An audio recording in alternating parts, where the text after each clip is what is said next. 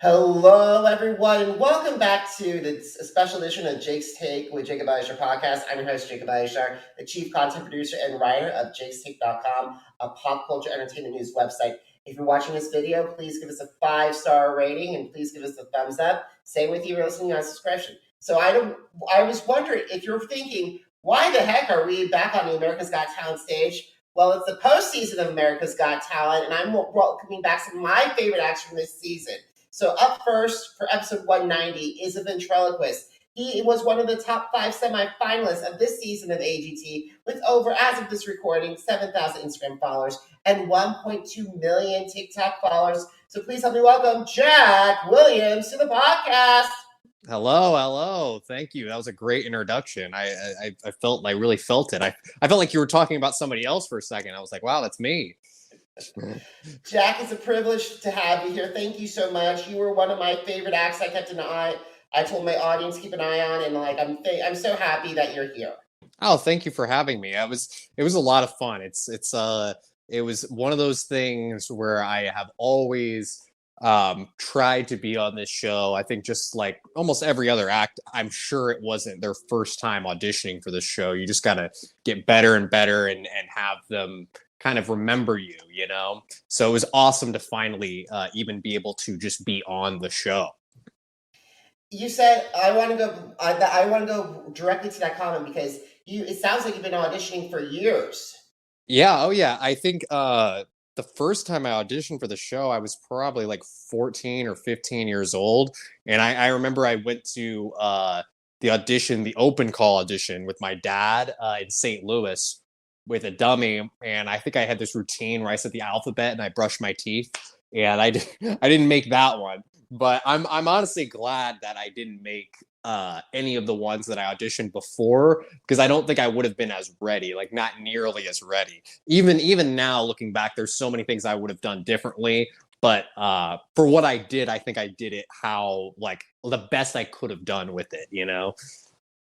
I totally agree. So I want to go back to the audition, get started because the thing is, I really enjoyed your audition because you smuggled out Foster, your friend Foster, and you Yes. hear his voice and you switch voices. That led to all 4 judges on their feet and getting your first unanimous standing ovation. So what did that mean? Receive that not just from the Pasadena Civic Center, but from all 4 judges. It was honestly wild. I really didn't expect that at all. The night before, I was going through all these scenarios in my head of like, okay, what's going to happen if I get X'd by somebody? How am I going to react to that? What's going to happen if 2 of the judges like me, 2 of the judges don't like me? And I just kept playing out all those scenarios in my head just so I would be prepared no matter what happens. And so when they all were on their feet, I was very surprised. I wasn't expecting that was like the best case scenario response. And it was just really cool because it just felt like everything was kind of going right. Like every moment was kind of like hitting in that first audition. And there's a lot of stuff in that audition that they actually cut out for TV and for the YouTube clip that I wish they kept in there because it was some really like other funny bits that I feel like helped get that reaction from the audience as well. Like really? So this is the first time in Jake's Take history because as everyone knows, I've been covering the show since 2012, and this is the first time that contestant actually said there was some stuff on the cutting room floor. Oh yeah, I mean, I think the thing is there's a specific time, like amount of time that you have, and I think that they just wanted to cut it down so it wasn't as long. Because I know for the first audition they were more lenient on the time, whereas like for the semifinals, it's super important to be on that like 3-minute mark because of the commercials, because they go like right to the commercials right after your performance. Absolutely, and I can tell that. Let's talk about the semifinals because you introduced Dale, but however, Yes. Foster wasn't having it, No. and he would. And I gotta give Brian Burke, who is the creative director of America's Got Talent, and his team creative credit because I love seeing you on one part of stage, and then Foster on the other. So, how long did it take you guys to create that that semifinal? Dude, you know it's so crazy. is I probably had something completely different planned. For like months, I had it where it was Foster was initially in the audience, and I didn't know where he was, and it was like he was heckling from the audience. But on the day, like when we're prepping for the show, like the week beforehand, I just kind of thought logistically with the camera and how everything's set up. Like I almost want the audience to be able to see Foster from the get-go, like so he's just, so people, the judges can see him, the audience can see what's going on. And so that changed to have him right there, and with some of the other producers and creative directors help, that happened like within probably like 4 days prior to my performance. So I had to completely change it. I had a completely new beginning to my act that was no longer I was no longer using. So I just had to go home and just kind of memorize a whole new beginning and just practice. I probably practiced like, I want to say like 12 times like a day just to have that like down, I gotta say, that's amazing. A 96-hour notice to switch a whole plan around. Yeah, it was, but honestly, I think it was a really good idea. The recommendation to have him just there, I think played out way better than if he was in the audience, because I think having him right there it was just like so much more. I don't know, like I feel like it connected more with the audience than him just being like in the crowd somewhere, because then I feel like it would have confused people. So I'm glad that they decided to make that change. Yeah, I gotta say, it's been very interesting with Sophia holding Foster. Yes. That would have been really funny too. I think, maybe I even thought about maybe having him under like near the judges or anything like that. But the honestly, the hardest part was I was concealing this remote that was controlling Foster. So I was doing his mouth. A lot of people thought it was somebody backstage. Like they thought that somebody else was controlling him, but it was like I had to hide the remote under Dale. And so I was controlling him while I was doing all three voices and controlling him at the same time. So that was the biggest learning curve, was doing that at the same time, because I hadn't practiced doing him like remote control, because I only had like when I walked down the stairs to go get him, because what I had rehearsed was just that bit, doing it with the remote. All the other stuff in the beginning was like I said, like 4 days before. So I had to rehearse like having Dale like this, because originally he wasn't even supposed to be out like that. So it was just a whole like turnaround and a whole learning curve. But that's the business. I feel like if you want to, do well or just present a good product, you got to like adjust really quickly. Absolutely, and not just that, not just three voices. You added two additional voices, Simon himself and former President Obama. So why you decided to go with this? I know Simon is obvious, but President Obama was like so random. Yeah, I always felt like I never claimed to be an impressionist, but I thought it would be kind of a fun, take on just ventriloquism. I've never seen that done before, and I know that like they like to see things that. So I thought it'd be just fun to add it. The Simon impression, they were like, "Oh, can you learn Simon in like a few months?" And I was like, "Sure, I'll try to learn Simon." I was like, "I already know I can do this Obama impression," because I had that was like the one impression that I could do like throughout high school, and even now I was like, I could do Obama a little bit, and then the Simon thing was just like a thing they wanted me to add. So I was like, I'll do the Simon, and then just do the one I know. And that got him insane. You got his second standing ovation from him. Yes, I think that's the great thing about doing the show is I feel like I always really respected Simon a lot as a judge, just because I feel like I grew up watching him, with my parents on American Idol, X Factor, all those shows. America, when he started to go back on America's Got Talent, and just to have his approval and just him being very kind was awesome. I mean, for the first audition, after I had gotten off stage and went to the post-interview room, he actually came in and talked to me and just congratulated me off camera, and that was like really, really cool, just to talk to him like not even on camera, just like one to one, have a conversation. That was probably the most surreal part. It wasn't even being on the stage or anything like that. It was him like coming into this room randomly and talking to me. Simon only, and like here's the thing, they only do it with the Golden Buzzer acts, and I'm just in awe that you got the opportunity to have the chance to have a one-on-one with him. Oh yeah, it was really really cool. He seems like a really knowledgeable guy. Like he's very knowledgeable, and I'm just glad that he liked it both times around, and that I got both those standing ovations. That was really really cool. Awesome. So you got nominated by top five. I wish you were in the final. I'm going to be honest. Thank But what you. did that mean that America voted you in as part of this top five? It meant everything. I mean, like, just I didn't even know I had that much support because this competition was really like stiff for sure. Like, I mean, the Harper was really fun and she was really different and good at what she does.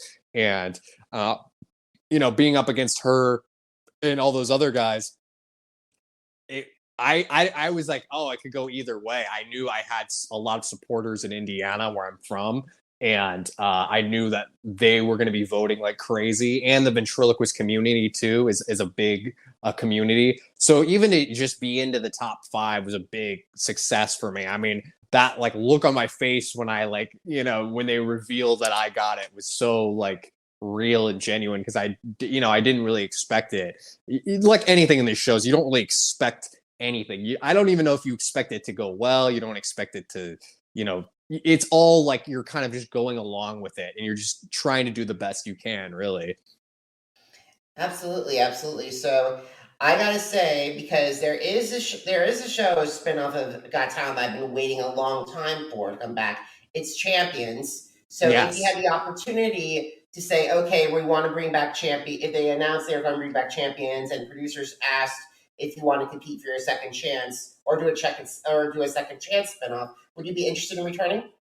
Yeah, I would be interested in returning. I think that I would even be interested in going on Britain's Got Talent just to switch it up. I think it'd be fun just to do something different. I would, if I did return, I would do something completely different than what I've been doing. As much as I think doing these kind of big tricks on stage, it's perfect for America's Got Talent. I would want to kind of switch it up and maybe only go the joke route, because I think that that's the thing I took away from being on AGT was I think the audience, they like the tricks, they like being different, but nothing just beats just being funny. And so that's kind of what I would go into it doing, is just being funny. Like, how can I make these people laugh with this dynamic between this character and I?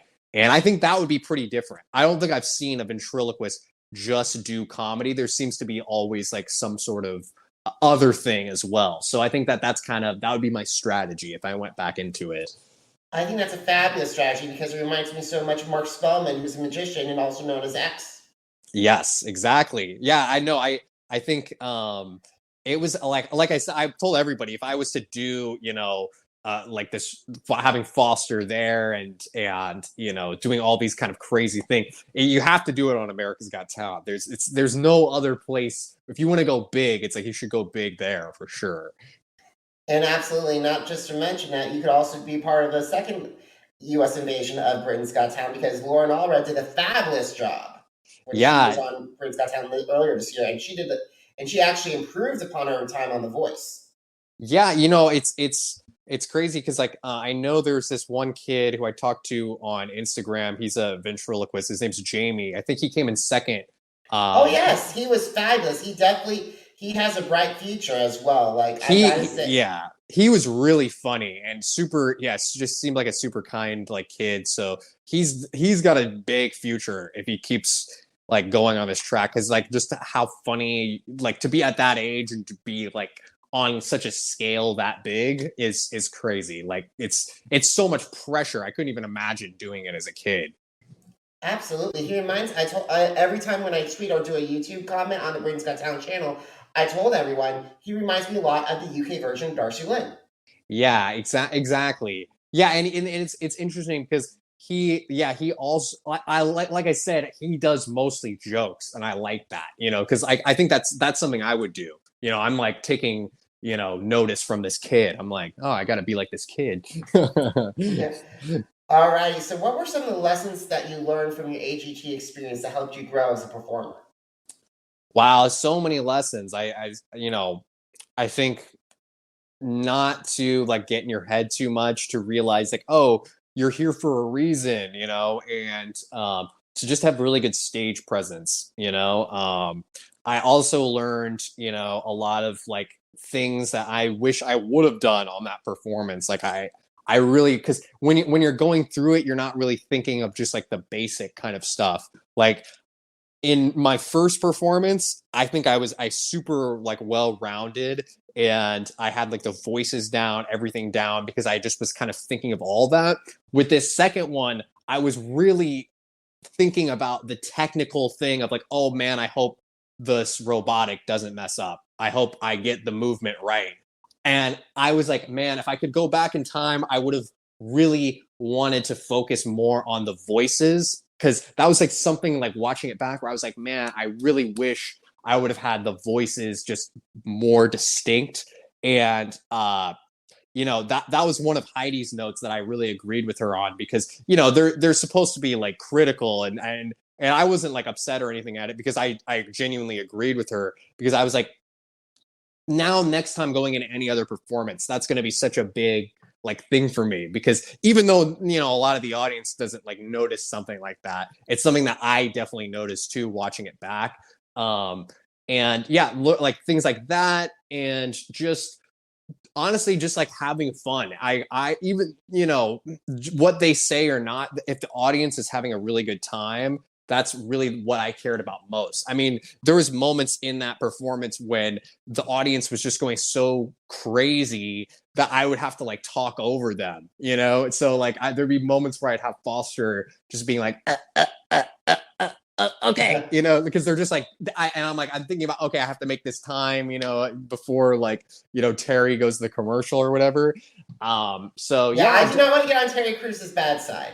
No, and he's honestly was one of the nicest like people that I interacted with, or he also, like Simon, was very like genuinely interested in the acts, and he's just very like, he seems like he loves his job a lot, which is really cool.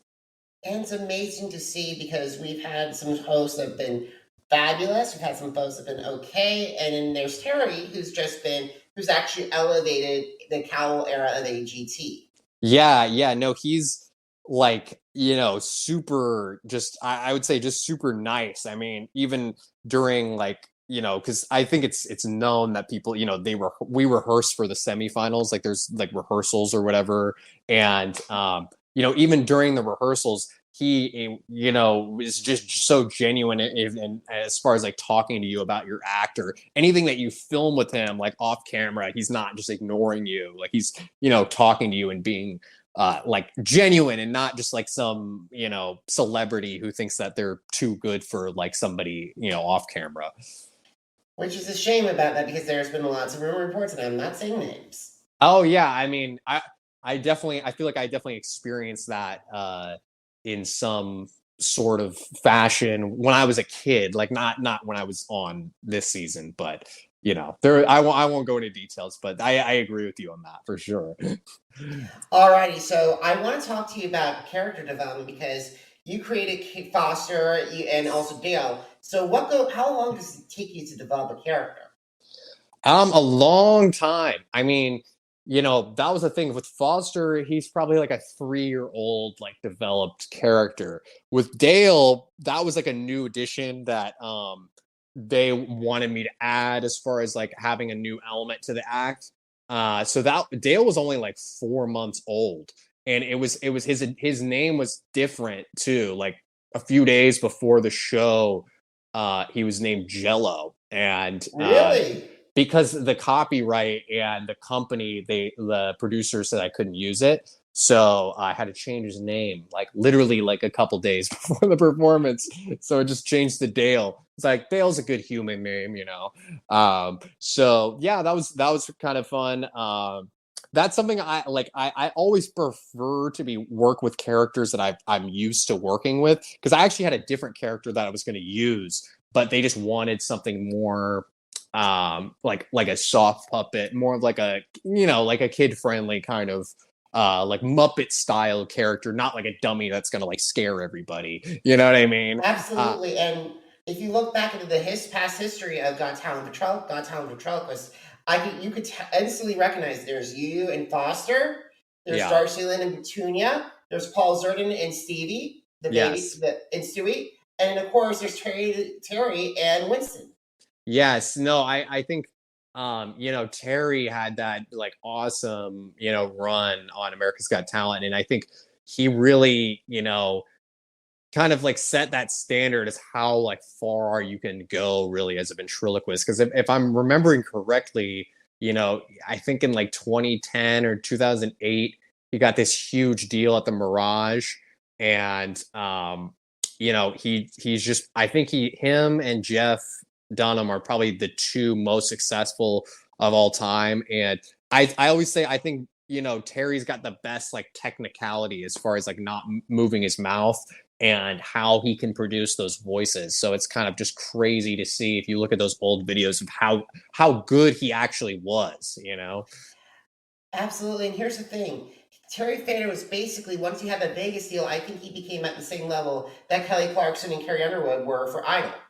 Oh yeah, yeah, exactly. Once he got that deal, even now you go to Vegas, his face is everywhere on like buses, billboards. He's basically, yeah, like the one of the kings like of Vegas.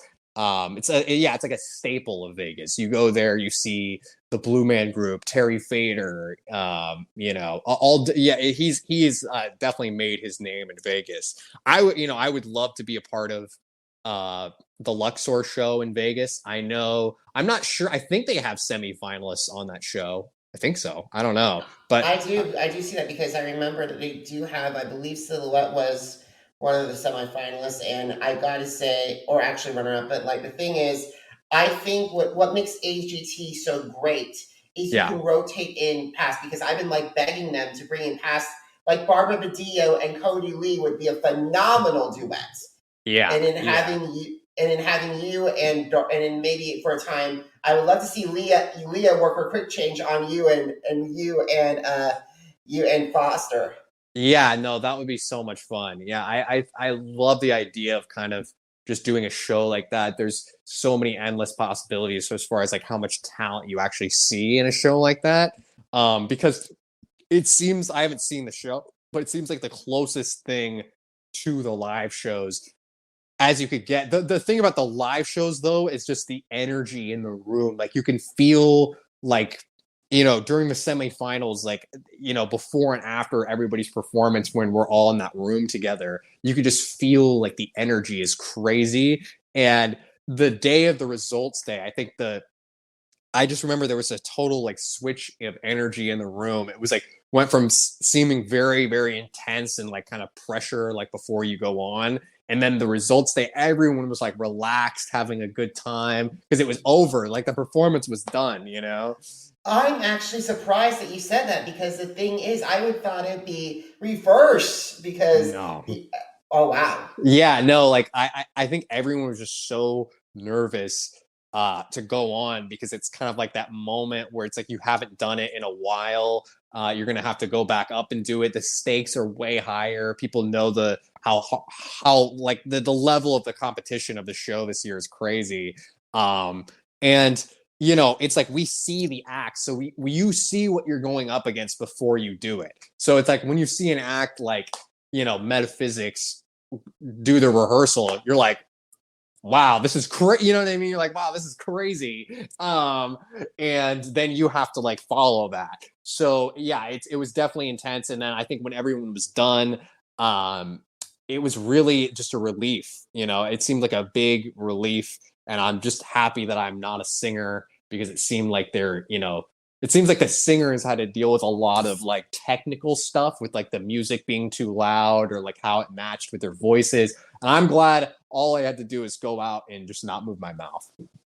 I agree too, because No. the it's very tough with those singers because you have not like, especially over the past couple of years, not just with Cody Lee, but I'm talking about Angel City Corral and Jimmy Harad and Christina Ray. Those people, holy cow! And I'm like, this year I was so proud of Chapel Hart and Drake as well. Yeah, I remember they were actually in my first audition. I know they split it up into a different episode, but the Chapel Hart was actually they auditioned the same day as my first audition, and so I got to see them perform and get the golden buzzer that day, and that was crazy because you know, like I just remember I was like backstage watching that, and I was like, wow, that's so crazy because I didn't even, a lot of the time you just are in these waiting rooms and you see these people, sitting around. You don't even know what they do until like they go on stage and do it. And so it's just crazy. Like, oh, I just saw these people like, just sitting there and now they just got this golden buzzer. That's crazy. Awesome. So I want to talk to you about TikTok because TikTok is something I've been avoiding. Yeah. So I would love to learn how you and your team build that strategy to get to that 1.2 million TikTok followers. Yeah, I mean, what's so funny is I think like without TikTok, I wouldn't even be on America's Got Talent because it just really like elevated me to being a better ventriloquist. I originally started just to see if I could have success on some sort of app because I tried doing the YouTube thing. It didn't really work out, but then I liked TikTok because I could just turn it. I hate editing videos, so I like that I could just turn it on and just do one really good take and then put it out there. So I really started only like in last May is when I started doing TikTok. Like I had no followers from like May to like, so in the span of like less than I hit 1 million in under a year. I think it was like 7 months in total. But it's really weird how TikTok works because like from May to I want to say like November, early November, late September, I hit 100K, and then from November to January, I hit 1 million. So in that short period of time, it's like I just like shot up in viewers, and it was such a huge like that's the thing I tell people to do TikTok all the time because you can really hit numbers that you wouldn't even dream of. I mean, it literally felt like, kind of like America's Got Talent. I mean, there was one day where I think I got like 200,000 followers in a day, like in a single day. And I was like, wow, this is crazy. And it's all about trends too. So I just kept seeing that videos would do well, and then I would do a follow-up video on that trend and do more and more and more. And I was kind of like riding that wave, and then that's when America's Got Talent came along, and I decided to kind of put all my energy into that. So I wasn't like my whole time this half of this year I haven't been posting as much as I did last year because I'm like I need to like buckle down, focus on this live performance because this is a whole different animal. I totally agree because like with social media is one thing, but a live audience with camera that goes into millions of homes around the country, plus YouTube all around the world, if you count around the world and Peacock, that's a different animal. Oh yeah, I mean, this is something is kind of funny. I'll say on the record, like it was funny because in my package that they played before I went on and did my performance, they had said that I had only performed, like they cut out a part where I said, this is my second time performing in front of an audience this big, and they cut out me saying this big. So I only said this is my second time performing in front of an audience. So I thought that was like kind of odd that they cut that out. I don't know why they did that because they know I've been performing like since I was like 12, like in front of like audiences. But maybe I don't know. Maybe they just did it to make it seem like I was just really good or something like that. I gotta tell you, despite production, you are one of the most incredible performers I have seen in the Simon era. Oh, thank you. I appreciate it. It was honestly a dream, and I'm super excited for my act in the future. Like I think what I'm writing right now as far as like a show is going to be kind of a mix of what I've done on America's Got Talent with Foster and all like new stuff. So I'm super excited to just go out and start doing that and put it on film and then hopefully release like a good quality video on YouTube. That's like my up and coming stuff that I've got going on.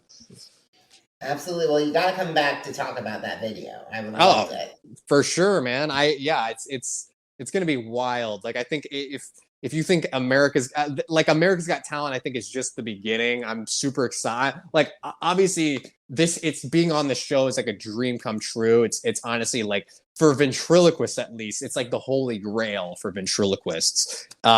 So just the fact that I made it this far and, I'm happy that Celia, she made it into the final. I think she's an amazing ventriloquist as well she's only been doing it for 2 years.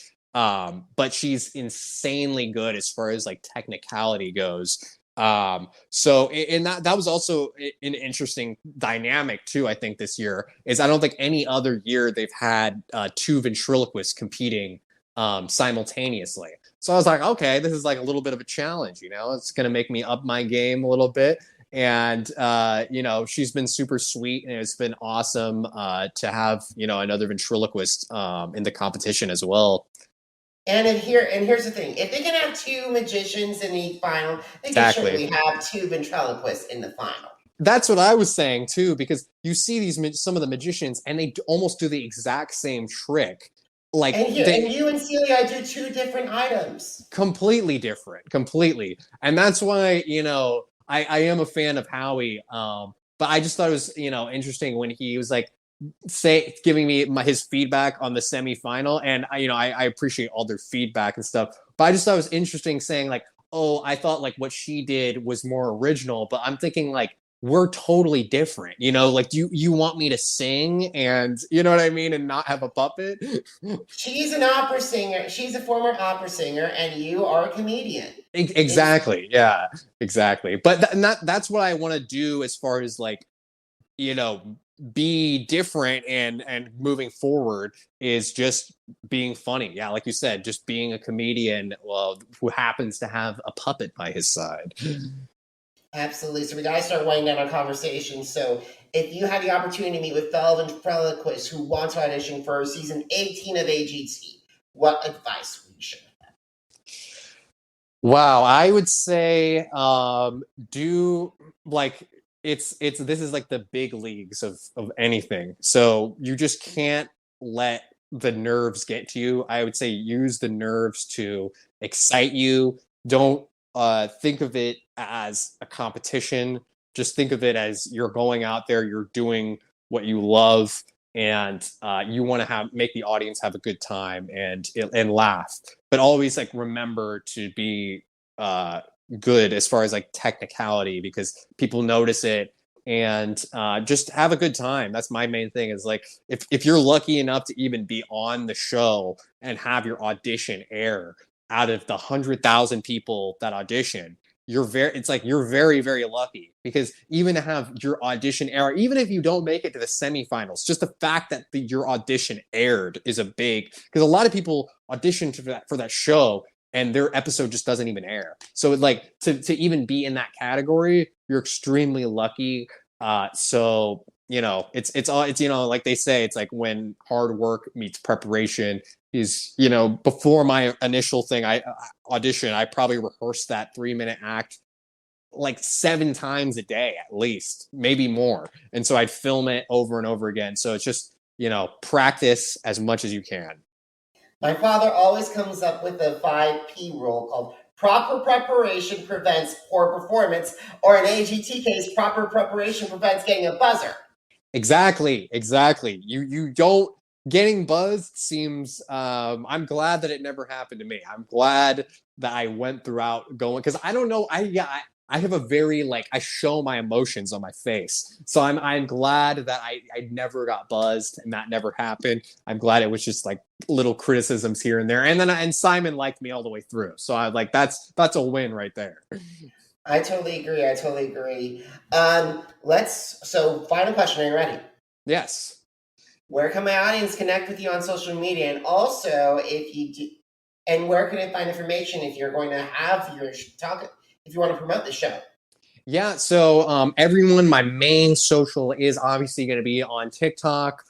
It's Puppet Jack underscore, all lowercase letters, Puppet Jack with an underscore. I'm going to be posting more videos, posting different kind of content, and Instagram is where I'm going to post all of my show updates. I have a link tree on my Instagram and my TikTok, so I'll be posting all that stuff soon. Right now, I don't have any dates because I'm currently writing and rehearsing that long form act that I'm going to get out there. So yeah, you guys can follow me on Puppet Jack. All right, Jack. So, guys, if you missed an episode of the Jake's Take with Jacob Elyachar podcast, visit our audio channels on Apple Podcasts, Deezer, Google Podcasts, Podcast Addict, Spotify, and Spreaker. Jake's Take with Jacob Elyachar, JACOBELYACHAR. Now, are you on social media? Because I'm on social media too. Facebook, Instagram, Twitter, and YouTube. Jacob Elyachar, JACOBELYACHAR. And Jack, jakes.shake.com, the website that started everything. It's turned 11 this year.